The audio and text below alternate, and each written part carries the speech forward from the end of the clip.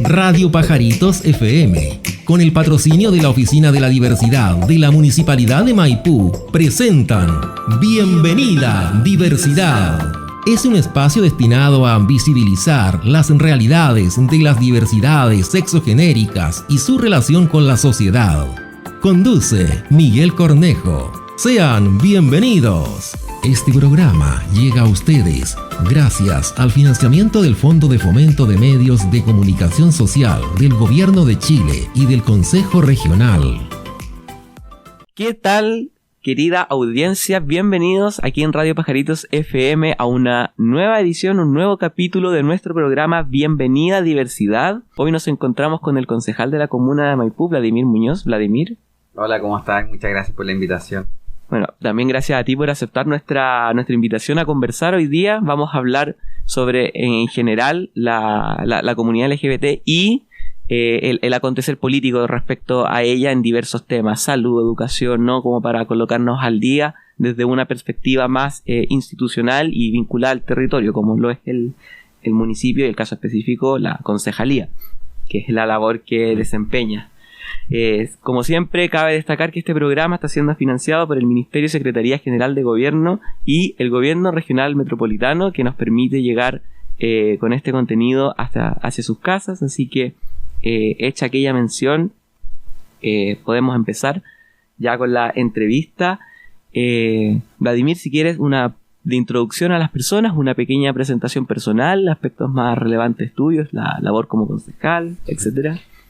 Bueno, a la gente que nos está escuchando, yo soy Vladimir Muñoz, soy concejal de Maipú LGBT, soy el primer concejal abiertamente gay en Maipú. Presido la Comisión de Régimen Interno, que es la que tiene que ver con los temas de ordenanza municipal, los reglamentos internos, protocolos, y además la presidencia de la Comisión de Educación, que por supuesto es la que ve los 52 establecimientos municipales. Perfecto, estupendo. Ahora, ya que mencionamos el tema de educación, quisiéramos entrar al tiro en materias más duras, por decirlo así de alguna manera. Educación y la perspectiva LGBT en general en el país, como para ir adentrando en un panorama, más o menos para introducir a las personas sobre este tema. ¿Cómo lo ves tú? A ver, yo creo que la educación tiene sus momentos, sus tiempos, su etapa, y hemos vivido procesos importantes políticamente educativos en Chile. Yo creo que de donde hemos visto con mayor, diría yo, como con sensación de que las cosas van cambiando, que hay distintas etapas, desde el 2006 cuando empieza la revolución pingüina, ¿cierto? Luego el 2011 con los pedidos siempre de calidad en la educación, mejora de infraestructura, el tema del transporte para los escolares, la JUNAE, los alimentos, y que además la educación deje de ser municipal, ¿cierto? Y vuelva a manos del Estado. O sea, yo creo que desde el 2006 en adelante, creo que la educación ha vivido muchas etapas muy rápido, y ha sido un tema preponderante justamente de políticas públicas, de campaña, de eslogans, y hoy día creo que nos encontramos en una etapa post-pandemia. Yo creo que la educación vive otra vez un cambio importante post-pandemia respecto a lo que es la vuelta a la presencialidad y lo que ha significado para las comunidades escolares volver a encontrarse. Yo creo que no hay que mirar en menos lo que significa hoy día para las comunidades escolares volver a estar en un colegio en donde la salud mental y los procesos internos que vivió cada uno hoy día se ven reflejados justamente en una convivencia de más de 8 horas en un espacio en donde diría yo que no ha logrado de cierta forma ser flexible a las rigideces que vive justamente la educación formal. Y ahí es donde nos hemos encontrado con problemas, diría yo, que lo que está viviendo ahora la educación, que no escapa de lo que está ocurriendo a nivel nacional con la delincuencia y la violencia, que hoy día también se está expresando en las comunidades escolares. Así que yo creo que esa es la etapa en la que nos encontramos hoy día, un poco pospandémica, de poder sortear las dificultades que están viviendo las comunidades escolares. Respecto de este mismo punto, también como para ir profundizando, tal como habían mencionado recién, tanto 2006, 2011 fueron momentos claves del movimiento educacional, etcétera, y las demandas tienden a ser en su mayoría por condiciones materiales de la educación, ya sea en el caso universitario fue la gratuidad, la gran lucha durante las últimas 2 décadas, también las becas de alimentación, transporte, son demandas que funcionan en la práctica. Ahora, en contraste, la cuestión de género se suele asociar más bien a cuestiones identitarias, como como una agenda muy particular, y eso ha sido levantado por algunos sectores políticos del país, ya sea para cuestionar o derechamente frenar ciertos avances en esta agenda. Entonces, ¿cómo se complementan estas aparentes tensiones? Sí, bueno, yo creo que es buena la dicotomía que planteé, porque efectivamente la educación ha sido como, en sus luchas en general, ha tenido como banderas mucho más estructurales, por así decir, que tienen que ver justamente con la gratuidad de lo que mencionaste. Pero diría yo que desde hace un poquito antes de la pandemia y ahora post, creo que esas demandas un poco han ido variando. O sea, tenemos gratuidad en la educación, es gradual. De hecho, hay municipios que, en el caso de Maipú, por ejemplo, abandonamos las becas por un tema de recursos municipales, por supuesto, pero también porque entendemos que la gratuidad va avanzando. Y hay promesas de gobierno, ¿cierto? Y hay planificaciones también para seguir disminuyendo la brecha de acceso a la educación por temas de dinero. Y se han puesto otras luchas, creo yo, que eran muy de nicho, como tú bien mencionabas, y como temas de identidad de género, orientación sexual, temas de convivencia por bullying, que a pesar de que ha sido una gran cruzada en muchos colegios, no ha sido una temática abordada a nivel nacional de una manera que uno pueda decir hay una ley específica o estamos abordando un protocolo de otra manera. Pero efectivamente hoy día esas luchas van cambiando y efectivamente los discursos también, y creo hoy día, al menos lo que me toca ver de la experiencia de concejales, los colegios que tiene Maipú y por otros procesos y experiencias que he tenido en otros colegios en la metropolitana, que efectivamente hoy día el tema de género, el tema de las identidades de género o las orientaciones sexuales pasa a ser un tema preponderante, ligado mucho con la educación sexual integral. Los estudiantes hoy día, por ejemplo, en un ejercicio muy local, en Maipú nosotros realizamos los Alcutum, que es unas mesas de trabajo que hicimos durante 4 semanas con todos los colegios municipales, con todos los actores, para ver cómo volvíamos a la presencialidad. Y los mismos estudiantes nos dijeron, como nosotros volvemos, pero con la idea de que no solamente sea la educación formal la que nos toque abordar, sino que queremos hablar de educación sexual integral e inclusiva, queremos hablar sobre identidad de género, tenemos compañeros trans, existen, el colegio no sabe abordarlo, los profes no tienen idea, faltan herramientas, queremos hablar de cultura, queremos tener más deporte, como que hay un cambio de paradigma que creo yo que incidió mucho, por supuesto, la pandemia, respecto a esta reflexión interna, de cómo podemos eliminar la amenaza que significa el colegio también en lo que es la salud mental, pero también en la misma convivencia. Yo creo que hoy día, y eso se ha esparcido, o sea, como en regiones tenemos el caso, por ejemplo, en Coquimbo, de José Matías, un joven trans que se quitó la vida efectivamente por las molestias, por el bullying y el acoso que hacían en el colegio, y que hoy día hay una ley promocionando por parte del Ministerio de Educación en las organizaciones. Tenemos casos de bullying y acoso importantes que hemos visto durante los últimos años. Entonces yo creo que efectivamente esas cosas han ido cambiando. Yo creo que hoy día la demanda no es tan estructural. De hecho, me atrevo a decir que en los colegios, cuando hemos tenido situaciones como de paro o movilización, la infraestructura pasa a ser el último plano. Hoy día el gran temor que tienen los estudiantes o la gran demanda que levantan y reivindican es la forma y el trato que tienen los adultos respecto a los estudiantes, incluso con los mismos apoderados. Entonces, diría yo que enhorabuena, como qué bueno que hoy día podemos colocar en la misma palestra la misma importancia que tiene la infraestructura o los cambios estructurales que tiene que tener la educación, también el cómo generamos convivencia y tenemos estudiantes mucho más integrales, y de qué forma esta educación formal, de matemática, lenguaje, historia, cierto, biología y química, también es importante, por ejemplo, hablar de sexualidad integral y tener estudiantes más sanos, con mejores reflexión, con mejores sentimientos, que sean buenas personas y que formen ciudadanos integrales al momento de entrar en un país que también habla de estos temas fuera del colegio. Y de alguna manera, justamente rescatando algunas de las cosas que decías, la cuestión valórica, por decirlo así, está tomándose la agenda al menos desde una perspectiva desde los estudiantes, y está la demanda como por educación, y no solamente educación, sino que también por participación, que también creo que es algo que está muy fuerte, como espacios democráticos más abiertos. Ahora, en esa misma línea te quería preguntar por un tema que ha estado muy, muy, digamos, encima de la mesa a propósito del presupuesto 2023, que son los liceos bicentenarios. Ha sido un tema ampliamente discutido últimamente. ¿Cómo es la situación de los liceos bicentenarios en la comuna en primer lugar, y desde la perspectiva de género, ¿no? Sí. Como ¿qué pasa con ello ahí? Bueno, la creación de los liceos bicentenarios o el programa es básicamente tener colegios de excelencia académica, como ese era el foco, ese es el foco todavía. con entrega de recursos, ¿cierto? Con entrega de recursos a los docentes que cumplen con los objetivos de ser un liceo bicentenario. En Maipú tenemos 3 liceos bicentenarios. Siempre hablamos de 2 nomás, que es el bicentenario de niñas, ¿cierto? Y el Liceo Nacional, pero hace muy poco el Tecnológico Quilmes entró en la categoría de liceo bicentenario.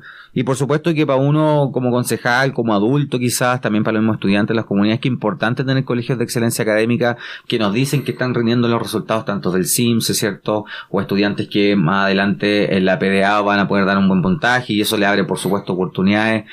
Pero yo creo que hoy día el Ministerio de Educación respecto a los liceos bicentenarios, yo creo que tomó un buen camino. O sea, como en el fondo decir, había muchos recursos para los liceos bicentenarios, pero a la raíz de la entrega de muchos recursos también habían, diría yo, como un protocolo estandarizado muy alto para acceder a ser un colegio bicentenario.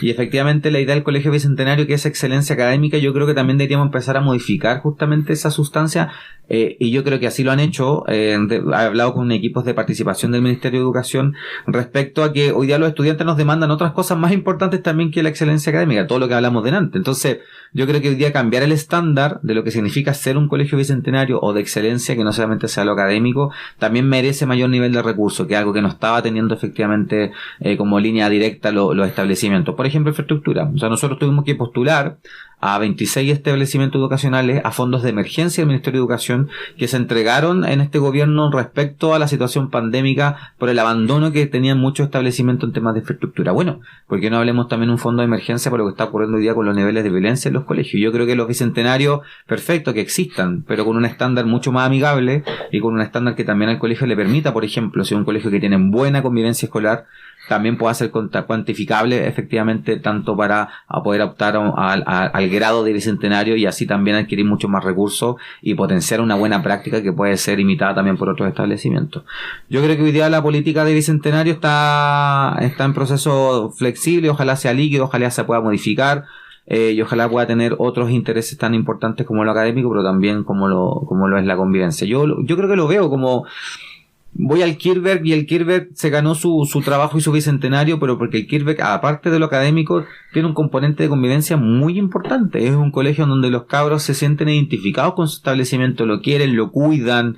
No un colegio que esté rayado, es un colegio que además tiene mucha maquinaria y herramientas y instrumentos, por ejemplo, para temas de publicidad, porque además tienen ciertas carreras en la interna técnicos, y es un colegio que se quiere, que se gusta, ya mientras más nos identificamos con ese proyecto educativo que se ha implantado durante tiempo, yo creo que tiene mayor posibilidad también de convertirse en un colegio que, por supuesto, pueda adquirir como diría yo, la condecoración de bicentenario, pero tiene que pasar por un proceso, creo yo, que es mucho más flexible. Al Kirchberg le costó tiempo, le costó años. Bueno, ¿por qué no lo hacemos mucho más fácil también? Si son recursos directos y frescos para los establecimientos, para seguir potenciando justamente lo que te mencionaba adelante. Así que yo creo que la política de los bicentenarios ojalá sea modificable, y si hay menos recursos, bueno, que los otros se modifiquen y se distribuyan también, creo yo, como en los hitos también más importantes que hoy día los estudiantes piden de sobremanera.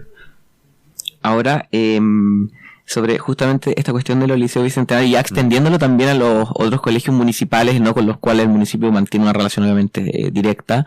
¿Qué pasa ahí con las comunidades educativas? ¿Cómo reciben estas discusiones? Estoy pensando, por ejemplo, ya las demandas que los estudiantes entablan, pero también, por ejemplo, los docentes, ¿no? El trabajo docente que tienen que hacer, y en el caso de la perspectiva de género, que es para incluir la capacitación docente, en el caso de que no la tuvieran o no fuese suficiente. ¿Qué pasa ahí con la práctica de la política pública en este caso? Bueno, primero yo estoy muy de acuerdo con que se haya suspendido la evaluación docente, al menos durante este año. Yo creo que igual ojalá sea modificable. La evaluación docente mide aspectos no solamente académicos ni formales de la entrega como de la herramienta de la educación, sino que también otros. Yo creo que ojalá pudiese entrar también perspectivas de temas de género, que creo que son vitales hoy día. Y respecto a cómo se lo toma la comunidad, en este caso los adultos, porque los cabres en general tienen como solucionado mucho respecto a su petitorio en temas de sexualidad integral, y es muy claro, temas de género, las formas de trato, los compañeros y compañeras trans, cómo lo hacemos para hablar de, no sé, sentimientos, por ejemplo, cómo nos damos tiempo para jornadas de reflexión. O sea, de verdad yo creo que lo tienen muy claro.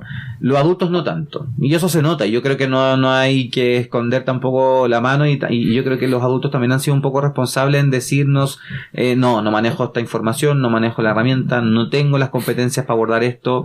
Y por supuesto, si en la malla curricular de pedagogía en la universidad no te enseñan sobre disidencia, diversidad ni trabajar con perspectiva de género tu clase, no pasa eso. Ojalá que pudiéramos cambiar la malla curricular, y yo creo que de hecho hay muchos pedidos por parte del ministerio a raíz de un trabajo que está realizando los colegios hablando de equidad de género.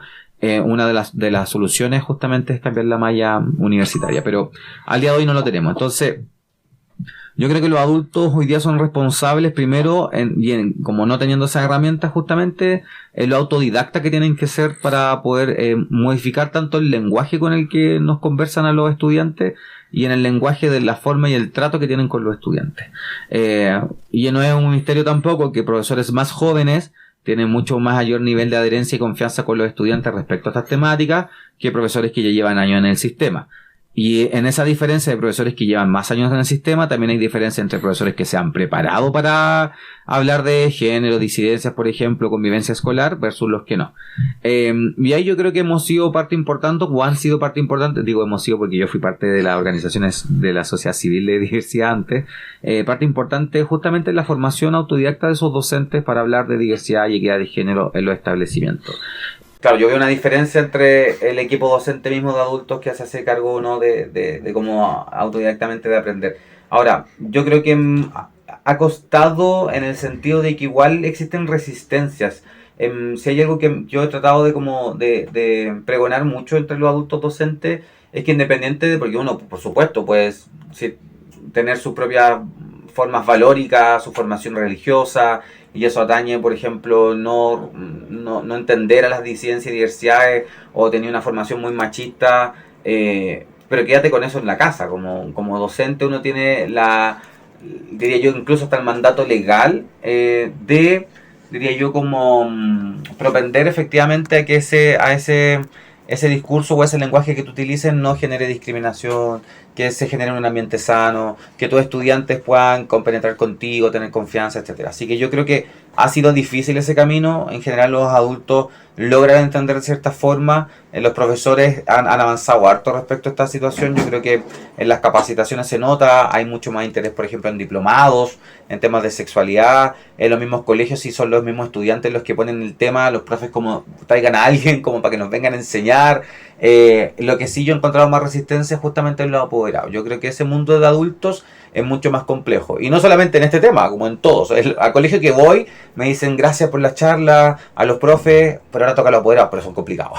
Hay una idea de que el apoderado es mucho más complejo para abordar estas temáticas, porque claro, ¿quién se hace cargo de la sexualidad integral de sus hijos? Como nadie, po. No son tus papás ni tus abuelos, porque no tienen las herramientas, porque vienen de generaciones que también nunca formaron o guiaron ese proceso. ¿Y quién es entonces el encargado de delegar esa función? Las escuelas. Pero cuando las escuelas quieren hacer algo, encuentran el eco del no en los mismos apoderados. Entonces, yo creo que, y desde ahí es un trabajo y una misión que tiene que hacer no solamente el Estado, sino que también las organizaciones, en adecuarse efectivamente a cada paradigma o cada contexto del cómo uno tiene que hacer esas intervenciones. Y eso es difícil, porque efectivamente el Estado pone a disposición un programa, y ese programa es como símil igual a todos. Pero las escuelas son universos distintivos, tenéis distintos universos sociodemográficos, culturales, religiosos, étnicos, como hay multifactores que te llaman un poco a atender a que la necesidad de esa escuela puede ser muy distinta, aunque la temática sea la misma. Y ahí yo creo que la pega de las organizaciones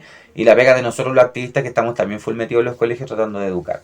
Pero yo creo que hoy día hemos avanzado harto. Los adultos están más compenetrados con los estudiantes. Igual insisto, esto es por diré yo, un resultado de la pandemia en los colegios. O sea, hoy día los apoderados están mucho más preocupados que el mismo colegio de que porfa los cabros reciban temas de charla, por ejemplo, prevención de ITS, VIH, temas de violencia en el pololeo, temas de perspectivas de género, disidencias, porque hoy día ven que los cabros y las cabras, en una oleada que se está dando de violencia en los colegios, es como la respuesta a sentarse, reflexionar, pensar, y hoy día a los adultos no les queda más que subirse a ese carro y por lo tanto también aprender. Ahí al respecto de la política de educación y todo lo que veníamos hablando, está el concepto de educación sexual integral, que también ha sido un concepto políticamente muy debatido y últimamente ha tenido como, a propósito también de internet y no el consumo de información mediante medios digitales, ha sido muy tergiversado por ciertos sectores que no solamente se oponen, sino que no están de acuerdo en nada con el concepto. Entonces, me gustaría como que lo definieras, ¿no? Un poco, y que habláramos sobre los principales componentes de la educación sexual integral y no solamente como quedarse con el concepto, con qué es en la práctica educación sexual integral. Bueno, la educación sexual primero es, por supuesto, la educación en temas que atañen principalmente a lo biológico, la educación sexual. Lo que siempre hemos aprendido en el colegio, ¿cierto? Macho y hembra, los cromosomas, el cómo uno puede quedar embarazada y tener hijos, ¿cierto? Las formas de nuestro cuerpo, el tema de la pubertad, la adolescencia, el cómo vamos creciendo, los cambios físicos. La educación sexual se ha centrado, al menos en Chile, desde que existe educación sexual, incluso desde la dictadura hasta ahora, efectivamente, como su nombre lo dice, y literalmente en lo sexual y en los componentes biológicos, ¿ya? Y desde ahí entran temas como lo que son las ITS, las infecciones de transmisión sexual, y también de una forma muy no preventiva, sino que más bien, diría yo, como punitiva, ¿cierto? Como el castigo, lo que te va a pasar si es que tienes sexo y pronto. Entonces, la educación sexual en Chile ha estado solamente vinculada a lo biológico. Cuando hablamos de educación sexual integral, quiere decir que aparte de lo sexual y lo biológico, integralmente sumamos otros aspectos que también atañen a esa educación sexual y que han estado olvidados y que son mucho más afectivos, psicológicos, emocionales, y el cómo ese ser sexual, que es el ser humano, se inserta, por supuesto, en un contexto. Entonces hablamos de la afectividad, del cariño, del cuidado del cuerpo, de las relaciones, del apego, hablamos de la intimidad, por ejemplo, y ahí hablamos de las orientaciones sexuales, la forma que uno tiene de sentir y querer, y hablamos también de la perspectiva de cómo uno se autodefine respecto a otros y el lugar que le corresponde en el mundo, y por tanto ahí terminamos hablando de identidad, que yo creo que ese es el punto que más tema genera en los grupos conservadores respecto a hablar de identidad de género, de hablar de educación sexual integral, porque finalmente lo que nos dicen es que estamos hablando de ideología de género. Justamente, ¿cachai? Sí. Y ahí se enlaza justamente esa resistencia. Entonces, cuando hablamos de educación sexual, hablamos de lo biológico y hablamos de estas formas más punitivas de hablar del sexo. Cuando hablamos de educación sexual integral, es porque le sumamos componentes mucho más importantes que tienen que ver con un lado que nos aborda siempre, que tiene que ver con lo afectivo y tiene que ver con la identidad y, por supuesto, y en qué rol cumplimos también dentro de la sociedad. Ahora, a propósito de como de esta definición de educación sexual integral, los apoderados, como te había dicho, es uno de los grupos sociales que más reticencias tiene frente a estos temas. Ahora, como municipio, como el Departamento de Educación, ¿cómo han recogido las demandas de los estudiantes y cuáles han sido las principales respuestas que se están pensando para hacer, digamos, concretas las demandas y resolver aquello que la comunidad estudiantil solicita? Sí, a ver, yo creo que las demandas son súper claras y yo las dividiría en tres. La primera demanda tiene que ver justamente con educación sexual integral, como muy clara y muy concisa. Queremos hablar de educación sexual integral y lo necesitamos en los establecimientos. Perfecto.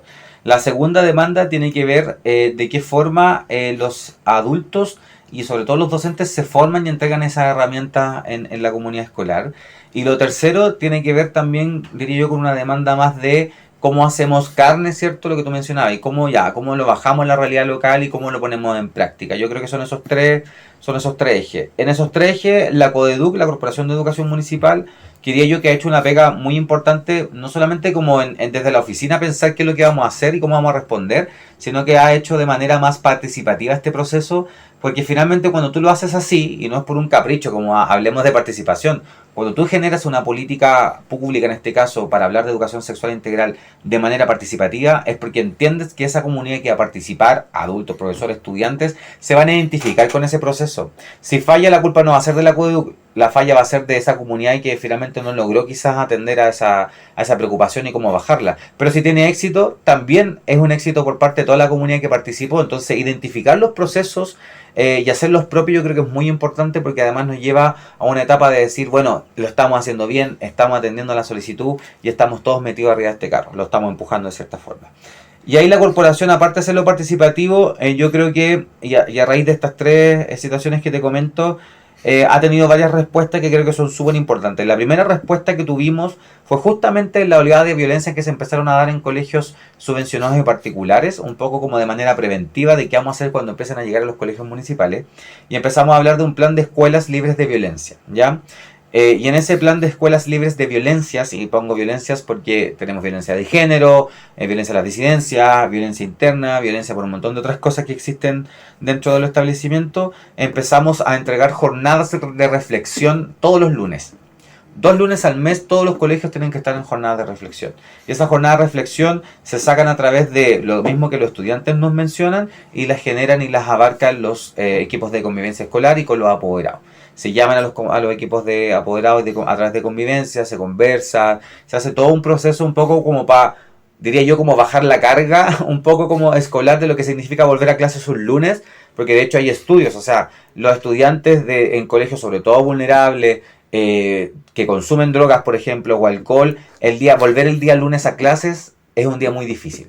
Entonces los lunes son los días de jornada justamente para bajar esas ansias y hablar de lo que nos está ocurriendo. Eso es lo primero. Lo segundo, capacitar. Nosotros hicimos un gran trabajo entre el mismo municipio que tiene oficinas que diría yo tienen dispositivos muy importantes como, no sé, oficina de diversidad, por ejemplo, que por supuesto tiene entrega charlas y dispositivos de contención, etcétera. La oficina de género, que tiene Niñas Poderosas, que es un programa justamente para entregar herramientas de liderazgo a las mujeres y a nuestras adolescentes. Está el programa de habilidades para la vida, programa de Senda Previene en temas de alcohol y drogas. O sea, cómo poner a disposición todo este dispositivo municipal que generalmente lo utilizan los vecinos y vecinas en nuestros propios colegios municipales. Y ahí es otra patita justamente de entrega de intervención, de charlas y de herramientas a los adultos y a las comunidades escolares como los estudiantes, y en esa estamos todavía. Es una cuestión de largo aliento que creo que no va a terminar nunca.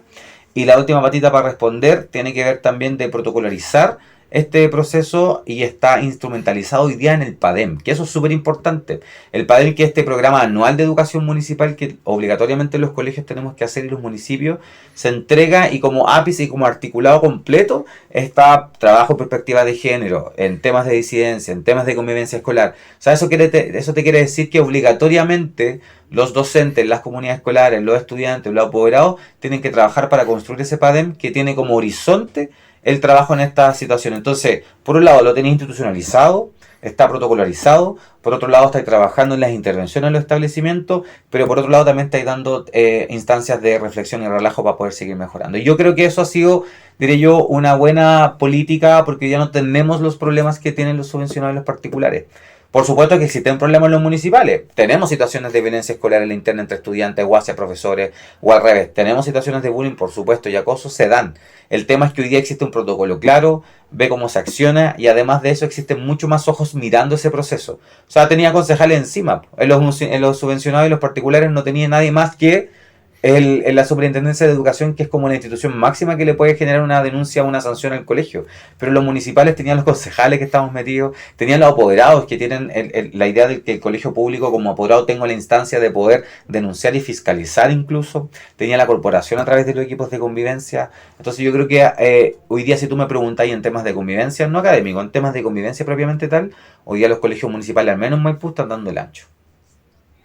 Ahí sin duda ha jugado, también como decías, la pandemia un factor muy importante en los procesos ya sea de descubrimiento identitario, las sensaciones de encierro, etcétera, y también este mismo proceso como del despertar de la violencia que también se ha tomado la discusión pública a propósito de la desescalada de las medidas precautorias sobre la pandemia, etcétera, el retiro de mascarillas y todo lo que implica aquello.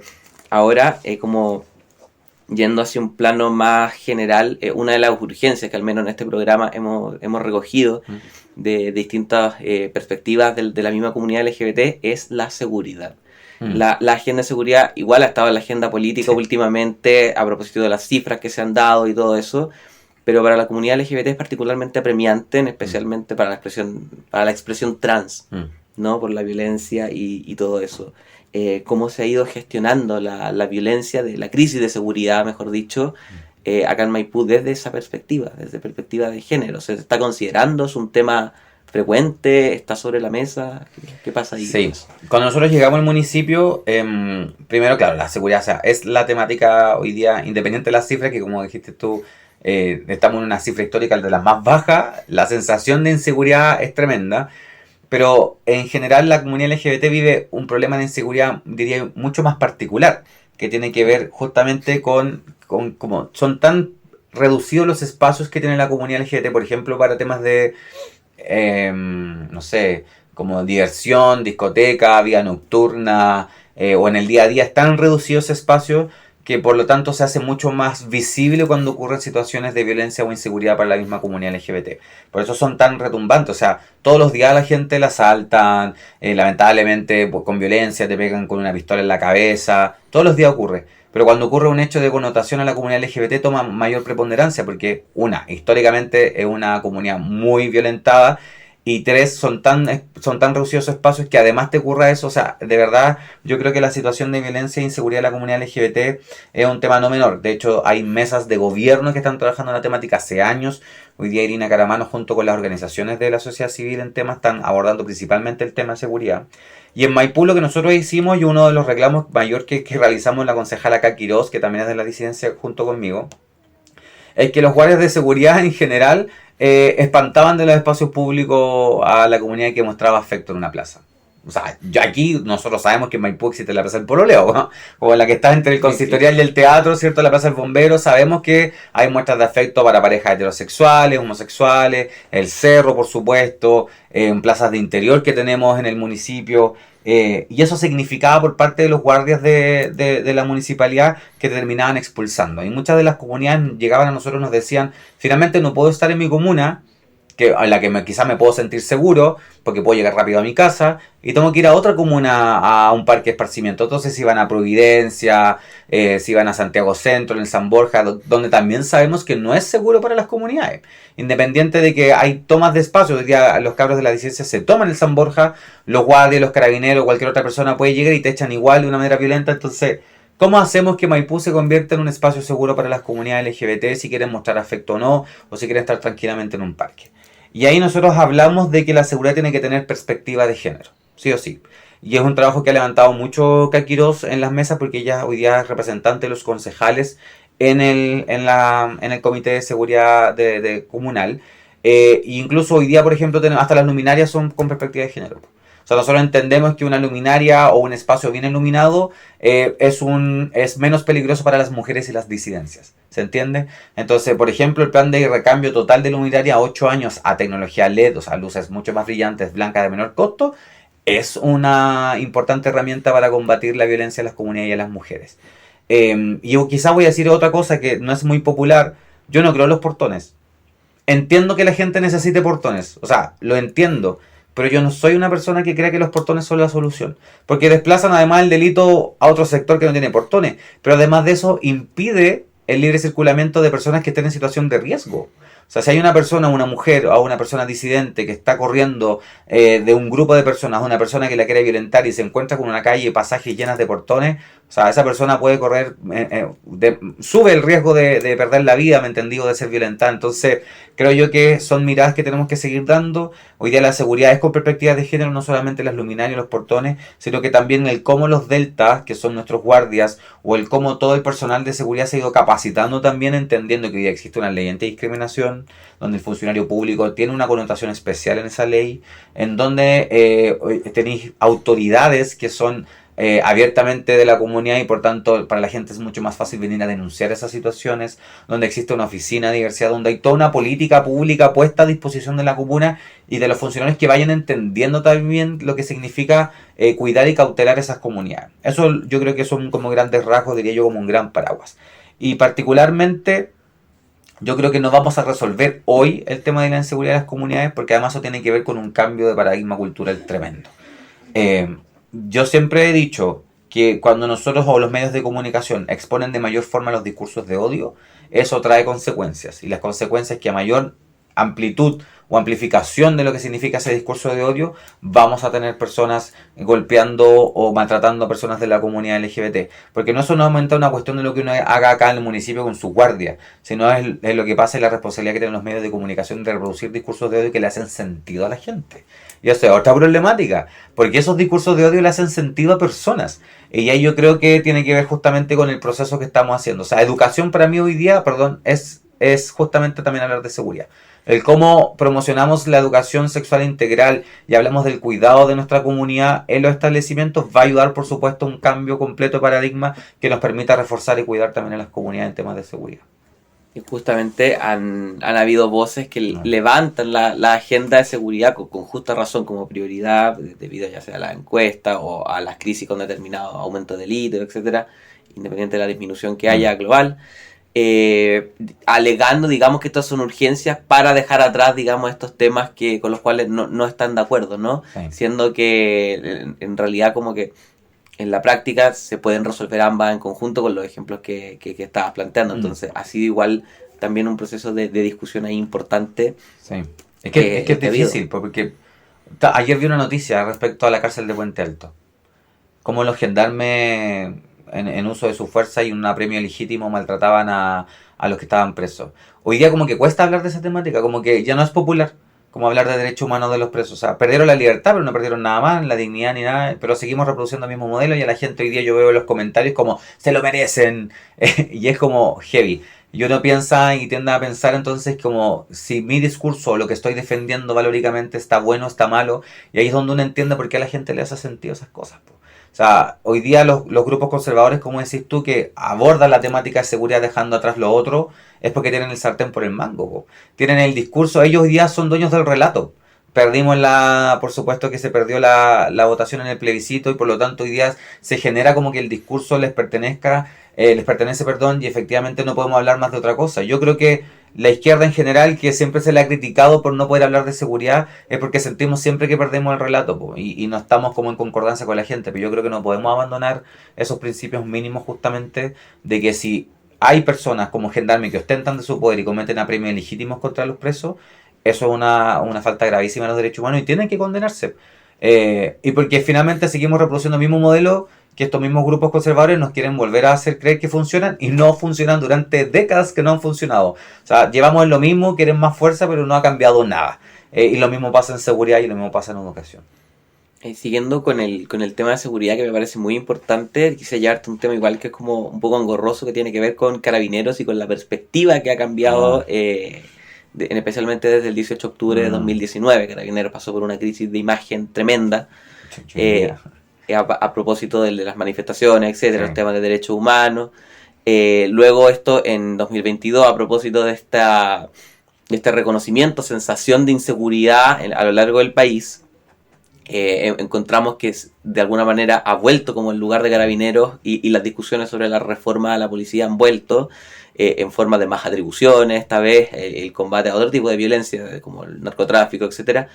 Pero, por ejemplo, este año en la marcha LGBT, la marcha del orgullo que hubo, habían patrullas de Carabineros con las banderas de la comunidad, ¿no?, que representan a todos. Entonces, en ese sentido, el trabajo municipal con Carabineros, desde esta perspectiva, ¿cómo ha sido la relación? Me ha costado. De hecho, creo yo que cuando nosotros llegamos, una de las primeras cosas que se hizo en temas de seguridad fue recomponer la relación que existía con Carabineros, con las comisarías, porque en verdad estaba botada esa relación en la gestión anterior. Y una de las primeras cosas que se hizo fue cómo logramos recomponer esa relación con Carabineros. Y a raíz y atendiendo a la necesidad de lo que estaba ocurriendo, que todavía era muy latente el 18 de octubre, DIPRESEC decidió como educar, formar y entregar talleres a Carabineros. Y uno de los talleres era género y diversidad. No lo tomaron.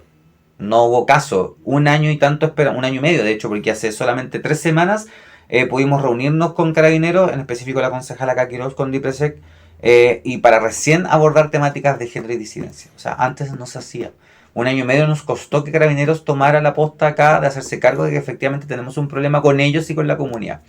Y eso habla un poco como de a veces lo raro que es este país, como decías tú, como ahora Carabineros es ovacionado. Me tocó ir hace muy poco, una infidencia muy personal, a Movistar Arena a ver a Andrés Rieu, que es un violinista consagrado que trae su orquesta, y al final del show se invitaba al Orfeón de Carabineros. Yo no tenía idea, era como una sorpresa. Y la gente de pie ovacionando a Carabineros. O sea, cuando hace el saludo al artista, hubo una ovación tremenda. Y yo dije, bueno, ya no estamos en un país anticaribanés. ¡Ah! Se me fue. Carabineros. Y hay un país que busca justamente en esa validación que ahora tiene sentirse más seguros. Y yo creo que es una situación complicada, es difícil. Porque claro, la gente lo necesita seguridad. Pero efectivamente, como decís tú, se toma justamente para hablar de otras cosas que podrían ser carabineros, como quitar el tema del uso proporcional de la fuerza o el de las armas, que lo encuentro irrisorio. O sea, es una discusión que ni siquiera debemos estar dando. O sea, países como Estados Unidos han tenido problemas, ya vimos lo que pasó con George Floyd, han tenido revueltas sociales por lo mismo, y que es un país que cree en las armas, que es muy violento por lo demás. Y nosotros estar dando esa discusión si tenemos que o no votar el protocolo de uso de fuerza o traer taser, que son armas eléctricas que además también han generado muerte en otros países, me parece, pero claro, hemos perdido el relato. Y hoy día hay que convivir con eso y ver de qué forma en ese sartén que tienen los otros por el mango, cómo nosotros condimentamos y efectivamente atajamos también esa avanzada, diría yo, mucho más punitiva de lo que estamos viviendo respecto hoy día a las policías. A mí me parece que lo de la policía y el carro con las franjas de disidencia, bueno, lo mismo que con las empresas, como que lo hagan, háganlo, mientras realmente exista un protocolo institucional interno que efectivamente abra las puertas a eso, y que no sea solamente la pantalla y los medios de comunicación. O sea, si en otra protesta social, imagínate tú, en una marcha de la disidencia, vamos a ver represión a personas marchando y vamos a ver golpes, y vamos a ver lumazos, y vamos a ver pérdida de ojos, como me parece irrisorio justamente, y creo un desprestigio total tener una institución que ponga banderitas, pero efectivamente eso no se traduzca a nivel de protocolo, a nivel interno, en la capacitación de carabineros. Ahí desde la perspectiva del municipio, ¿cómo se genera esa tensión en el sentido de que las comunidades LGBT en general, no todas las personas obviamente, pero en general la masa tiene una gran desconfianza hacia Carabineros por una historia también que no depende de la policía en sí, sino que también hay una legalidad detrás que sustenta la persecución, y que cuando uno habla de la historia LGBT parte hablando de las regulaciones y las prohibiciones, ¿no? Donde Carabineros es el brazo práctico de que ejecuta las leyes, ¿no? Creo que a propósito del orden y la moral y las buenas costumbres y la mantención de ella. Entonces, como que da nacimiento al movimiento de las disidencias por lo demás, po. Que justamente acá en Chile, al menos durante los años 90 en adelante, fue la gran bandera de lucha de múltiples organizaciones, ya sea gays, lesbianas, sí, etcétera, trans en particular también han levantado la bandera, ¿no? Ahora, ¿qué pasa ahí? ¿Qué pasa con el lugar del municipio? Entre trabajar con Carabineros, obviamente que el municipio no se puede desprender de Carabineros. ¿Cómo se abordan esas tensiones? Sí. Como con la comunidad LGBT, Carabineros y el municipio, como además la bajada del Estado para las personas. Sí, yo creo que es una muy buena pregunta. Efectivamente, yo creo que uno no se puede desentender primero como autoridad, que independiente, aunque uno sea allí y representa a la comunidad, efectivamente una autoridad de una comuna completa que hoy día tiene problemas de seguridad y por tanto tenéis que trabajar con Carabineros, no te queda de otra. El municipio no provee de seguridad, el municipio articula con las instituciones que sí proveen seguridad, que es Carabinero, PDI, Delegación Presidencial, qué sé yo. Y desde ahí yo creo que es importante, yo creo que lo ha hecho este municipio, justamente es entender ese rol que tiene, que es articular. Nosotros nos hemos hecho cargo como municipio de mejorar y dotar, por ejemplo, a DIPRESEC de más automóviles, de capacitar a Delta, de entregarle la habilidad de que puedan ser inspectores municipales, para poder hablar de espacios públicos, recuperarlos. Y cuando nos toca articular con Carabineros, se hace solamente eso, se articula. Nosotros no mandatamos a Carabineros, lo hacemos y entendemos que es la delegación presidencial. Necesitamos ayuda con Don Oscar, tenemos problemas de balacera otra vez, qué sé yo, se articula con la delegación, llega Carabineros. Queremos despejar la plaza de Maipú, se articula con delegación y aquí tenemos dotación de Carabineros. Por supuesto que agradecemos y hay una buena relación con la comisaría, y desde ahí en esa buena relación tratamos de insistir e incidir que Carabineros efectivamente cumpla sus protocolos, y cuando entendemos que quizás puede haber algún ápice, tratamos a través de DIPRESEC, que hay muy buena relación con Carabineros, de decir hasta aquí llegan. Por ejemplo, nos pasó con la última marcha el 18 de octubre, que la gente se manifestara. Ustedes pudieron ver que efectivamente la gente se manifestó en la plaza de Maipú sin ningún problema. Cuando cae la noche y empieza el pillaje, bueno, Carabineros que haga su entrada, pero durante el día los cabros y las cabras pudieron manifestarse sin ningún problema en la plaza. Y lo agradecemos, yo creo que la gente también lo agradece, porque no hubo destrucción en la plaza de algo que nos ha costado tanto poder mantener. Y yo creo que son buenas formas. Ahora, en específico con la comunidad LGBT, yo creo que Maipú no escapa, por supuesto, a la realidad nacional. No hemos tenido casos graves en temas de violencia a la comunidad. Por supuesto que los hay y nos han llegado. pero los problemas tienen que ver mucho más con los vecinos y con las vecinas, o sea, una cuestión más de relación y convivencia. Incluso hasta con iglesias evangélicas, pero no así con la misma institución.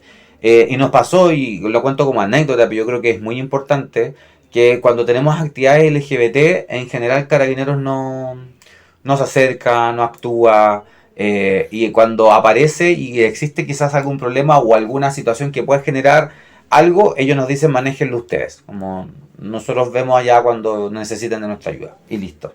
Y yo creo que eso ha sido también importante, como cuando el municipio abre las puertas a tener una mejor relación, pero entiende que su rol es solamente articular. Yo creo entonces que también Carabineros entiende, o sea, yo creo que Maipú eso no hace es igual, en el sentido de que aquí sí se vive todo gratis, todo gay, porque tenemos una comuna frente amplista de izquierda, es una comuna progresista de cierta forma, donde ganó Boric, donde ganó el plebiscito, incluso el de salida. O sea, la gente entiende y quiere además entender que Maipú es una comuna distinta, diversa, progresista, y desde ahí yo creo que las instituciones no tenemos nada más que hacer que entender y resguardar también lo que la gente nos está pidiendo y lo que decide también en las votaciones. Ahora, como para ir cerrando, una pequeña reflexión personal tuya sobre la comunidad LGBT en Maipú, en el país, y el futuro que pueda tener. ¿Cómo te gustaría que fuera? Los siguientes 10 años, pongámosle. ¿Qué te gustaría que pasara? A ver, yo tengo 32 años y hace 11, 12 años que estoy como activista, trabajando como activista en temas de disidencia. Y yo creo que me ha tocado, en general, la generación de los 30 en las disidencias, nos ha tocado vivir muy rápido los cambios que han habido respecto a la temática. Y yo creo que la comunidad vive un antes y un después respecto a lo de Zamudio. Indudablemente, aunque no lo queramos o no, Daniel se convirtió en un mártir. Lamentablemente lo digo igual, porque es como de locos, pero bueno, es un mártir. Y marcó un antes y un después. Y ese después creo yo que ha ido evolucionando de manera muy rápida, incluso algo que no pasa en Chile, que primero viene el cambio cultural y luego como 7 años después viene como la ley, como que eso pasa muy típico. Bueno, respecto al tema de las disidencias, ha ido mucho más rápido el avance legislativo y normativo que incluso los cambios culturales que uno pueda tener. Ha sido más solapado ese cambio, creo yo. Por ejemplo, no sé, ley de identidad de género, ley de matrimonio igualitario, el tema de la unión civil, incluso la normativa en los colegios respecto a personas trans, convivencia, entrega. O sea, creo que efectivamente tenemos una institucionalidad que ha ido avanzando más acorde a los tiempos globales respecto a la propia cultura de manera interna. Y yo creo que estoy agradecido respecto a eso y de haber vivido ese tiempo, porque finalmente nos queda a todos quienes queremos educar hacer la tarea de que la gente entienda desde las bases efectivamente la importancia que eso tiene. Y ayuda, por supuesto. O sea, ya hay una ley. Te doy herramientas, te explico. Bueno, si ya no querí, existe una ley. Como de manera, yo siempre soy de manera más formativa que punitiva, pero si no quiere entender, bueno, existe algo. Está obligado a hacerlo, por ejemplo.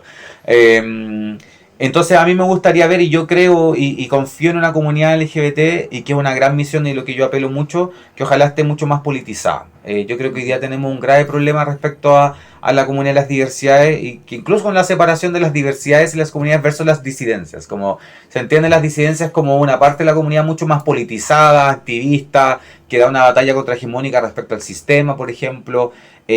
Pero hoy día tenemos a muchos cabros jóvenes y adolescentes que no están ni ahí con lo que significa estar politizado dentro de la comunidad.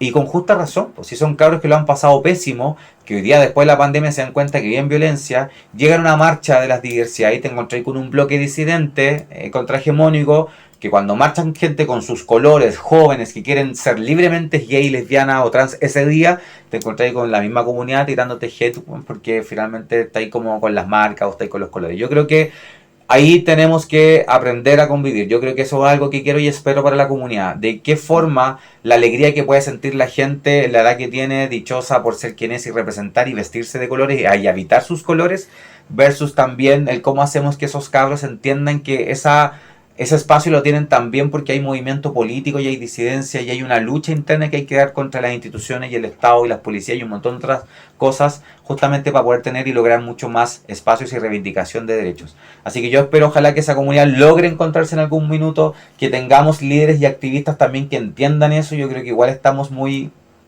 No voy a usar esta palabra, pero tenemos líderes muy de años ya. Y yo soy muy ñoño y amo Batman, entonces voy a ocupar una frase que escuché por ahí en una de las películas de Batman. O tienes el suficientemente tiempo para seguir siendo héroe o para convertirte en tu mismo villano. Y yo creo que eso nos pasa en la comunidad. Llevamos tanto tiempo con los mismos líderes y las mismas organizaciones que han cooptado también el movimiento que efectivamente no logramos salir de ahí y los cabros no se identifican.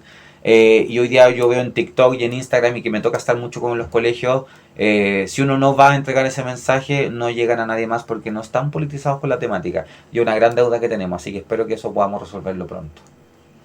Concejal, muchas gracias por la entrevista, ha sido muy, muy interesante todos los temas abordados, abordamos la perspectiva LGBT desde la realidad país, no combinando ambos temas, demostrando que se puede, que es un trabajo que se debe hacer también de seguridad, de educación, así que muchas gracias. Agradecido por la invitación también y por la temática. Es bacán salir un poco, y lo cuento de manera muy personal, a veces del espacio político concejal y volver a esto y hablar de esto es enriquecedor, es bonito, te vuelve a conectar con ese corazón activista que uno tiene que a veces olvida en el trajín de la pega. Así que agradecido por la invitación.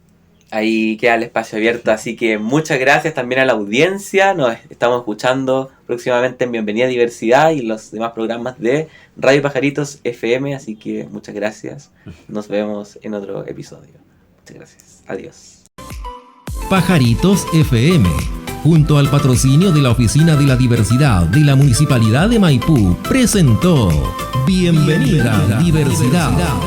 Un espacio destinado a visibilizar las realidades de las diversidades sexogenéricas y su relación con la sociedad. Condujo Miguel Cornejo. Este programa llega a ustedes gracias al financiamiento del Fondo de Fomento de Medios de Comunicación Social del Gobierno de Chile y del Consejo Regional